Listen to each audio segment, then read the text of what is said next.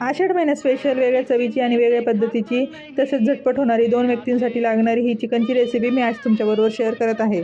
2 व्यक्तींसाठीच करणार आहे. त्यासाठी मी येथे पाव किलो चिकन घेतले आहे. व्हिडिओत दाखवल्याप्रमाणे सर्व मसाले मी चिकनला चोळून घेतले. त्यानंतर झाकून अर्धा तासासाठी ते बाजूला ठेवून दिले आहे.